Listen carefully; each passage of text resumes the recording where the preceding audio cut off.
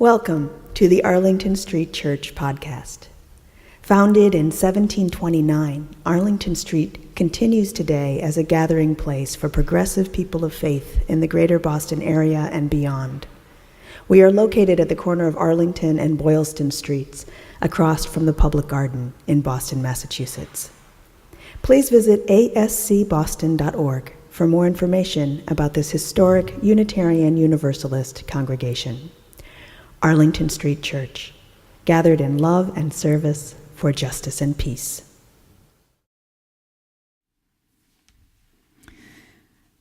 Roman Catholic nun and missionary Mother Teresa, who won the Nobel Prize for doing great things with great love, famously reminded us we cannot all do great things, but we can do small things with great love. When we are overwhelmed by the enormity of the challenges before us, whether earth-shaking or trivial, it's important to remember, as 1930s Wall Street trader Henry Stanley Haskins famously reminded us, what lies behind us and what lies before us are small matters compared to what lies within us. And when we bring what is within us out into the world, miracles happen. We can do small things with great love. Do you remember anthropologist Lauren Isley's story, The Star Thrower? The narrator arrives in Costabel, a coastal village in Spain. Walking the beach one pre-dawn morning, he writes, long-limbed starfish were strewn everywhere, sprawling where the waves had tossed them as though showered down through the night sky. Ahead of me, a giant rainbow of incredible perfection had sprung, shimmering into existence.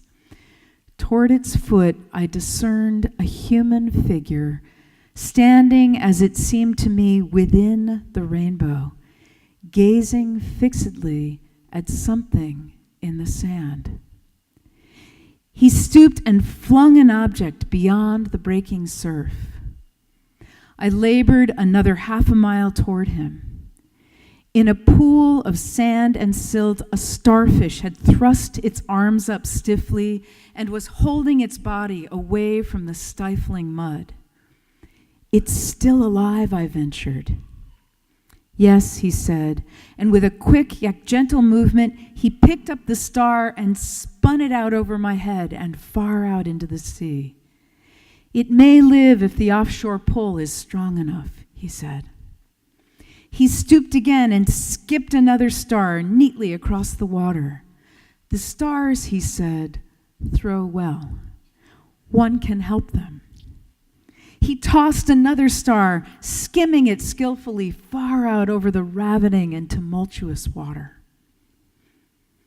Later, the narrator reflects, on a point of land, I found the star thrower turning the wheel of compassion from life to death and back again to life.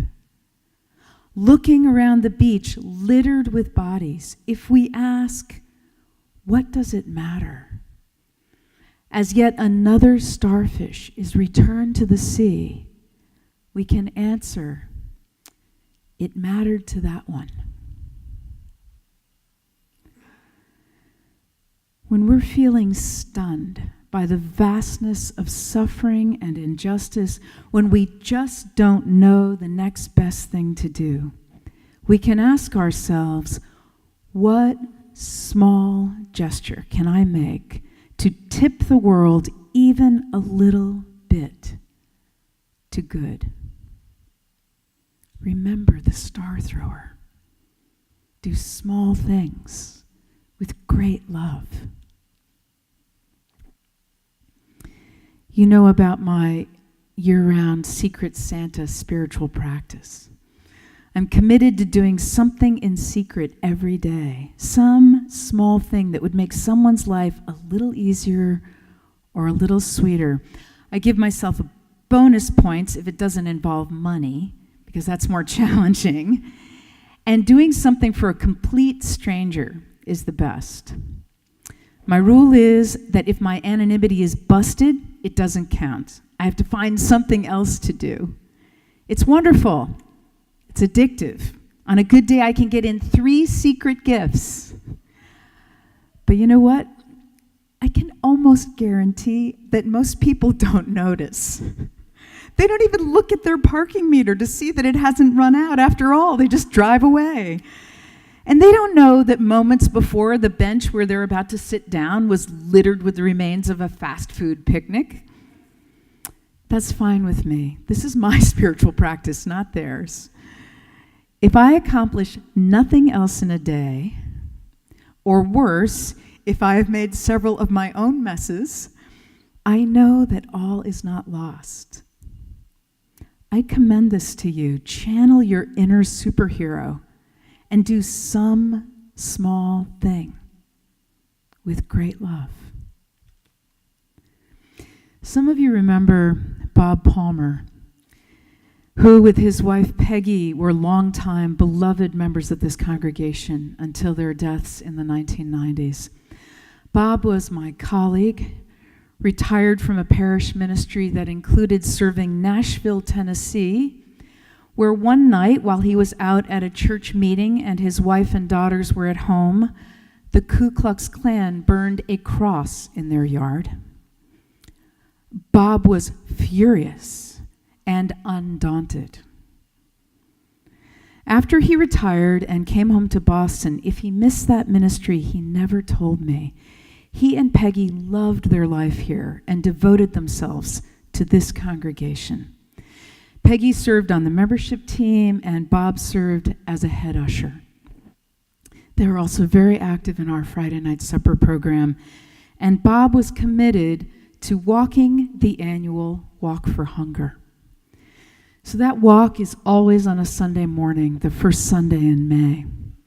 My very first year here at Arlington Street, having driven between Cambridge and Boston past a great sea of walkers, I arrived at 10 o'clock and there was Bob folding orders of service. Bob, I said, what are you doing here? What about the walk? And Bob answered, oh, I already finished it. I got up nice and early so I could walk and get myself here to usher. Did you realize that this is in the years that the course of the Walk for Hunger was a full 25 miles? 25 miles on foot before 10 a.m. And did I mention that Bob was well into his 80s? He wouldn't have told me if I didn't ask. Bob Palmer was doing exactly what gave his life purpose and meaning. Walking for hunger and welcoming people here to Arlington Street. Do small things with great love. I love that memory. It's so uplifting and inspiring to recall times that someone has done something that might have seemed small from the outside, but that made a big difference to us.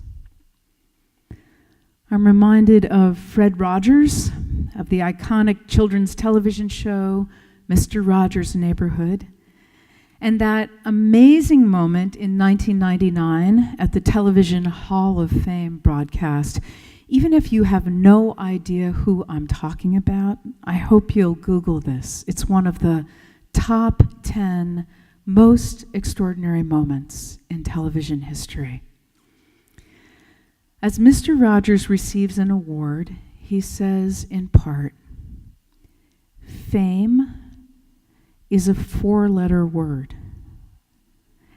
And like tape or Zoom or face or pain or life or love, what ultimately matters is what we do with it. Life isn't cheap. It's the greatest mystery of any millennium, and we need to show and tell what the good in life is all about." But how do we make goodness attractive, he continues, and he answers by doing whatever we can to bring courage to those whose lives move near our own, by treating our neighbor at least as well as we treat ourselves, and allowing that to inform everything.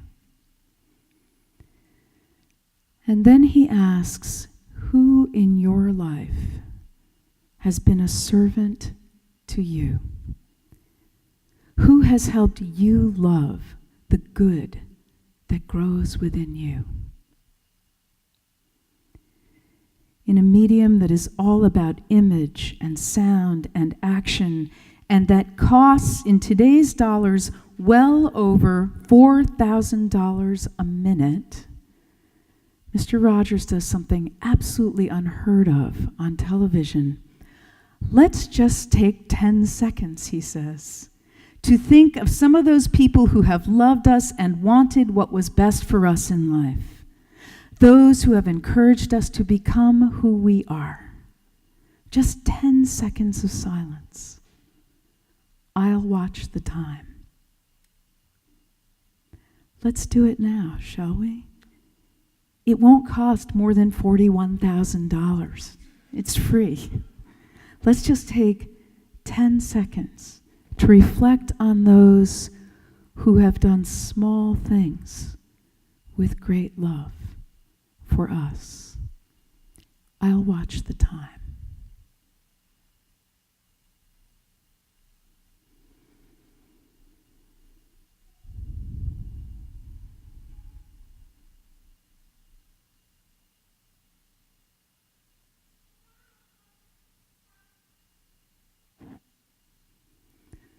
Mr. Rogers concludes, no matter where they are, either here or gone before us, imagine how pleased those people would be to know that you thought of them right now.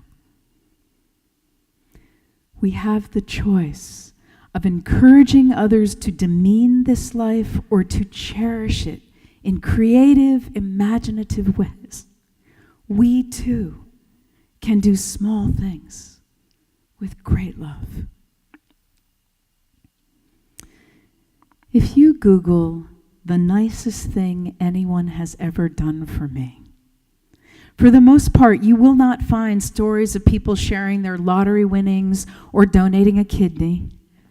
The vast majority of stories are of someone in the grocery line spotting them the few dollars they were short, driving out of their way to take a stranger home, offering a kind word when things looked pretty bleak. They're about coworkers donating sick time or a classmate in a new school making room at the cafeteria or lunch table. It's almost as if the big things are too big for any of us to get our arms around. One guy said, "Oh my gee, my mom gave birth to me, top that." But really, the little things count. The details matter. As we well know, just over a week ago, a white supremacist opened fire in 2 mosques in Christchurch, New Zealand, murdering 50 worshippers in cold blood. In the midst of the sheer horror, there was tremendous heroism. It was not a small thing. It was vast and life-saving and has the power to restore our faith in humanity. But the next day, there was a small thing. Andrew Greystone, who runs a Christian charity in Manchester, England, explained, there are 2 ways you can respond to an attack like this. You can respond with fear, or you can respond with friendship. There are little things that lots of people can do just to express friendship rather than fear. So I just took one little action.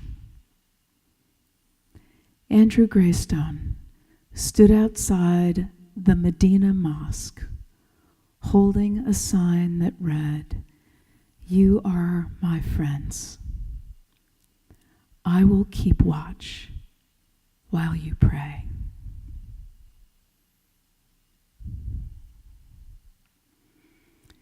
Beloved spiritual companions, we have the choice of encouraging others to demean this life or to cherish it. Remember the star thrower. It mattered to that one. Channel your inner superhero. We can do small things with great love. We can respond with fear, or we can respond with love. May we respond with love. Amen.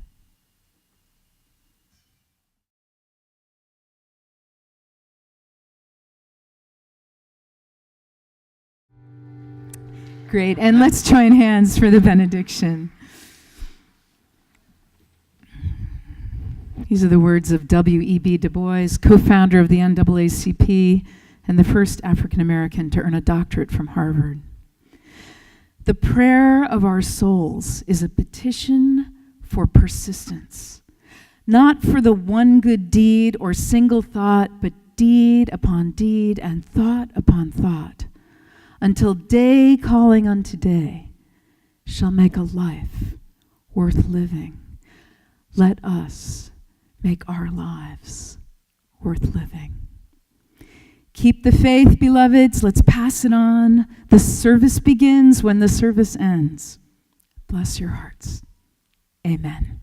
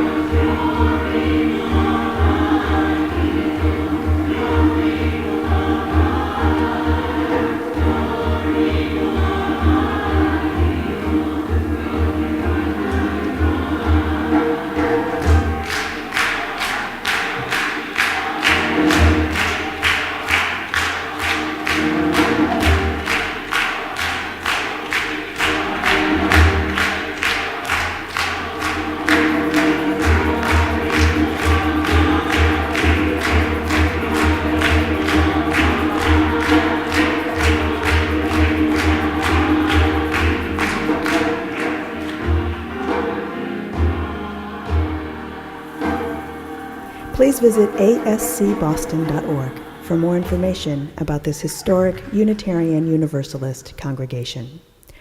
Arlington Street Church, gathered in love and service for justice and peace.